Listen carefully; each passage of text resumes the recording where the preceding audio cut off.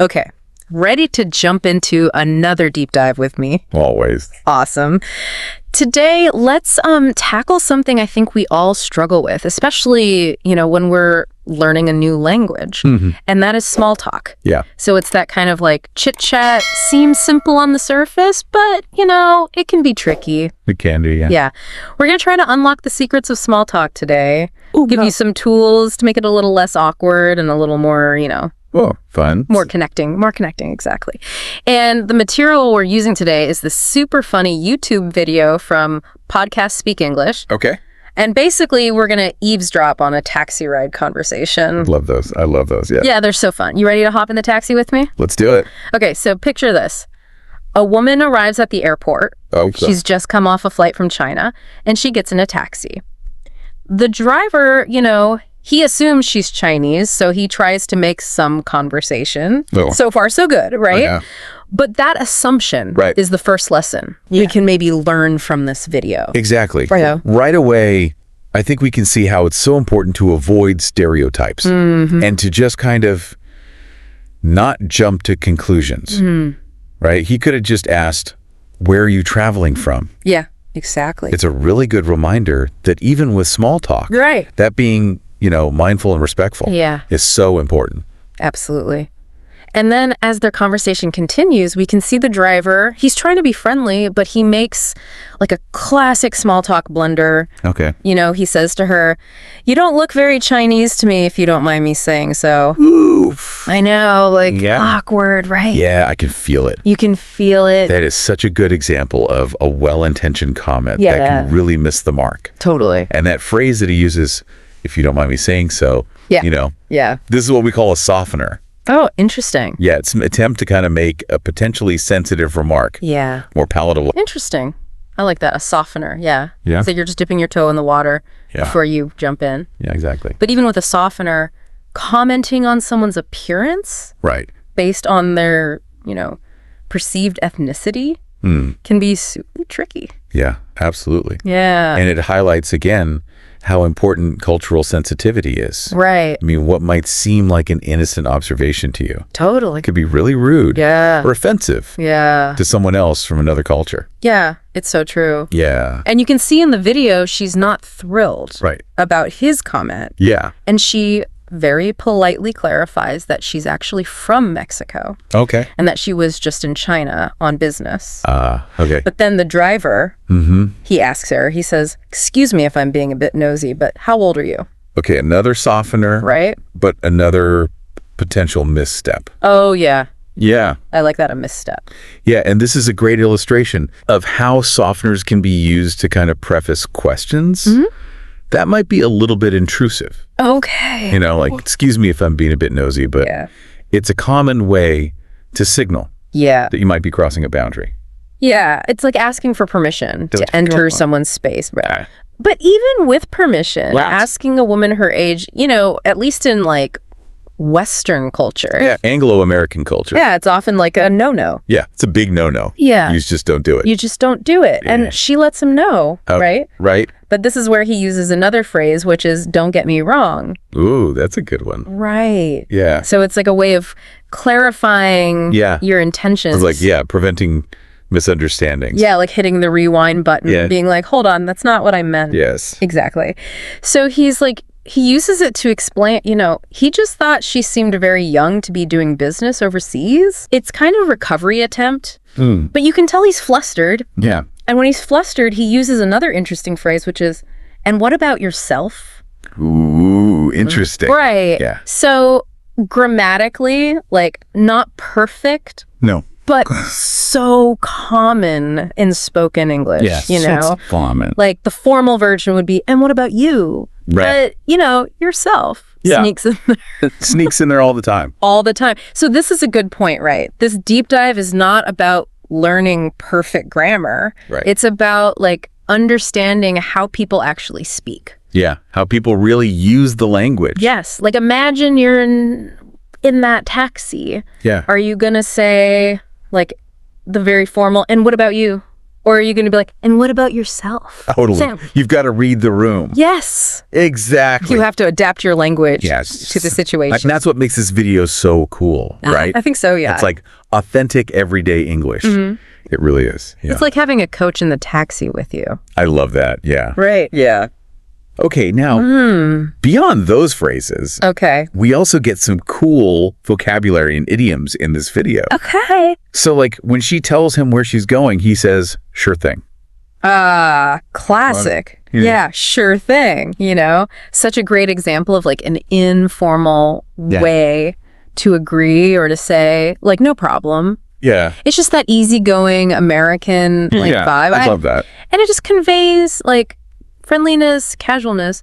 Yeah. And you can really use it in all kinds of situations, like if somebody thanks you or if you agree to do something, you name it. Totally. It's like a multi-tool. It is, yeah. Yeah. Okay, and then a little later on, the driver, you know, after all these blunders, he's trying to recover. So he says, you know, he was born and raised in the good old US of A. The good old US of A, love it. Right. Yeah, it's great.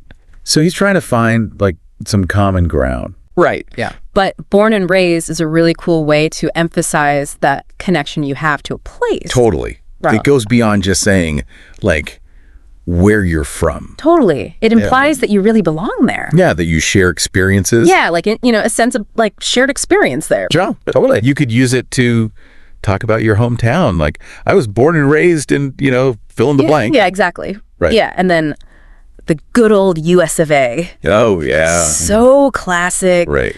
A little cheesy. Yeah. But so endearing. Yeah, you can hear the pride in his voice. Yeah, you can. You can. Right. Yeah. And it's just, again, it's such a good example of how language can be playful and how we express our cultural identity through language. Yeah. And I like that because it adds like a bit of lightness, right? Yes. It kind of breaks the ice a little bit. Totally. A little bit of humor. Yeah. Lightheartedness. Yeah, exactly. Yeah, I love it. Okay, and then as they keep chatting, he mentions his, you know, Colombian heritage. Okay. So it's adding like another layer to who he is. Right. It's a reminder that identity is often multifaceted. Right. It's not just about, you know, where you were born and raised, but also about your family history. Yeah. Your cultural background. Yeah, I love that. It's a beautiful way to acknowledge, you know, the richness and the diversity of human experience. Yes. And it also like opens up this whole new, you know, Avenue. Right. Like instead of talking about the weather, you could say, like, oh, what part of Colombia is your family from? Right, exactly. Yeah. It's a great way to keep the conversation going. Yeah.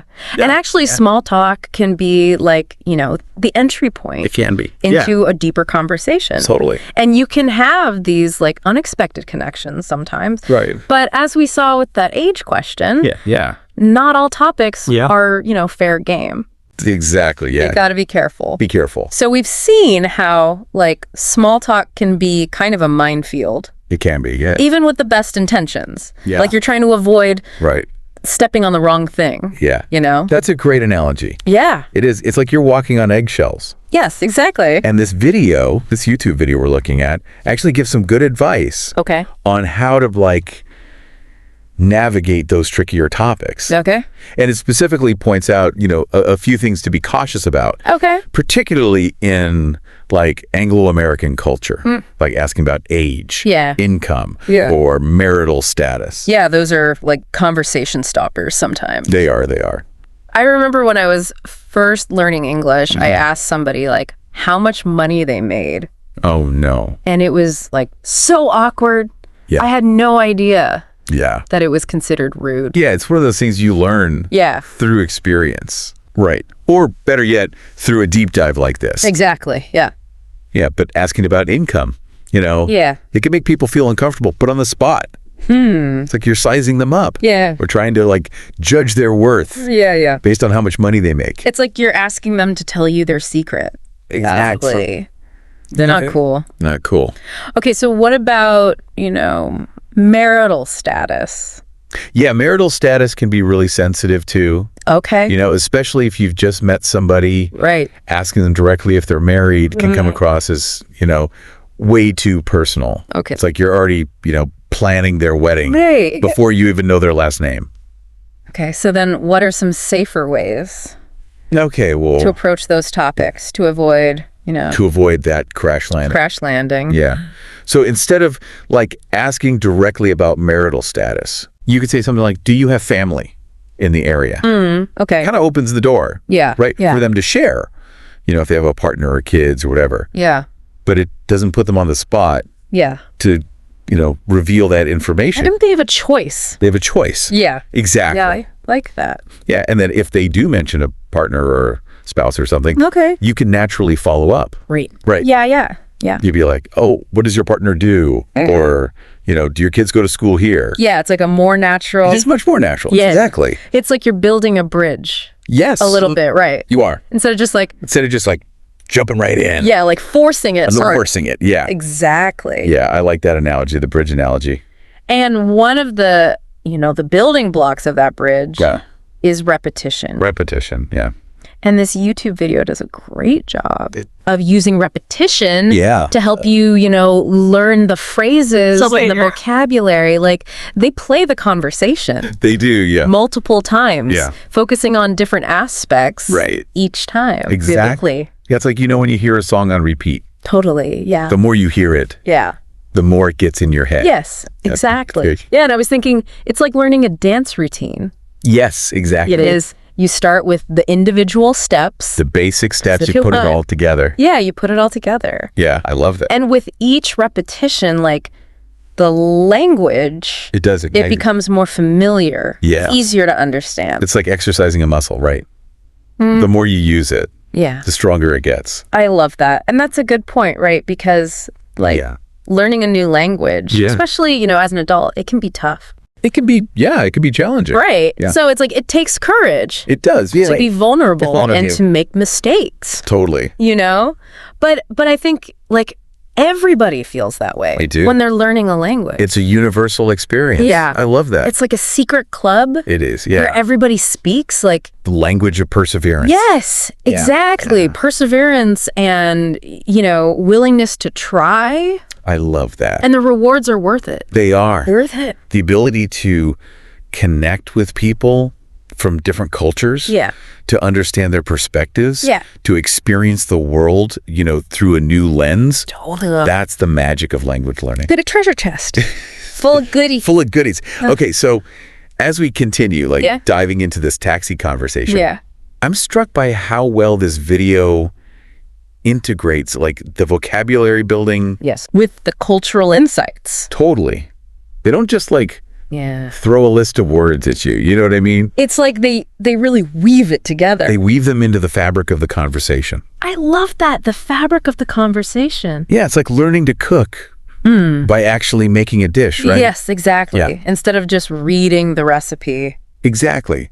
Or learning the rules of a game. Yeah. By actually playing it. Yeah, I love that. Yeah, instead of just reading the rule book. Exactly. Exactly. And speaking of rules. Okay.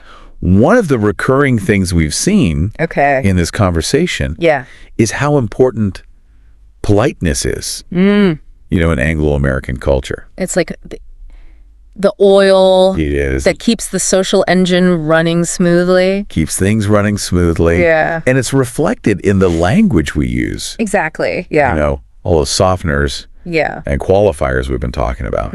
It's all part of this politeness dance, It's like a linguistic ballet. It is. It's like a little dance where every word and phrase is carefully chosen to create, this harmonious and respectful exchange. I love that. A harmonious and respectful exchange because language is so much more than just, conveying information. It is. It's also about building relationships and, fostering understanding. Yes, creating community. Community, yeah. Wow, we've covered so much ground. We have. From just this, short taxi ride conversation. It's amazing. It's amazing how much you can, unpack from these little interactions. And how much we can learn. Yeah, totally. Yeah. So as we wrap up this deep dive, let's make sure, you're leaving with some real takeaways. Yes. Some tools you can use. I love that. To improve your small talk, right? Absolutely. So what are some things you think, our listeners should remember? I think, first of all, we learned a lot of practical English phrases that you can start using right away. Yeah, yeah. Like all those softeners, like, if you don't mind me saying so. Yeah. Those clarifiers, like, don't get me wrong. Yeah. Those are so useful. Yeah. To show that you're trying to be polite and considerate. Yeah.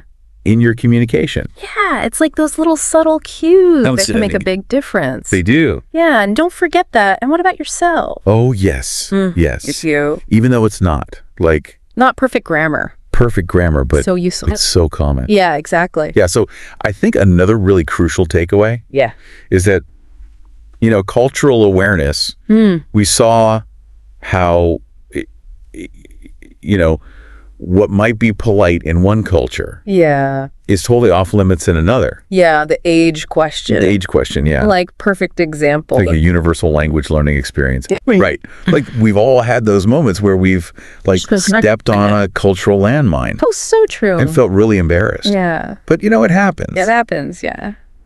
But the key is to learn from it. Yeah. Right. Yeah. And to adjust our approach. Like you said. Do you have family in the area? Much better. Instead of, are you married? Yeah. Yeah, definitely. Much smoother. Smoother, yeah. Yeah. Yeah. I like that. Okay. Yeah. And, small talk isn't just about avoiding those sensitive topics. Right. It's also about being a good listener, picking up on cues, responding in a way that shows you're genuinely interested. Yeah, it's like you're actively participating. Yes, exactly. Right. It's not just a one-way. It's not just a one-way street. Yeah, you're not just talking at someone.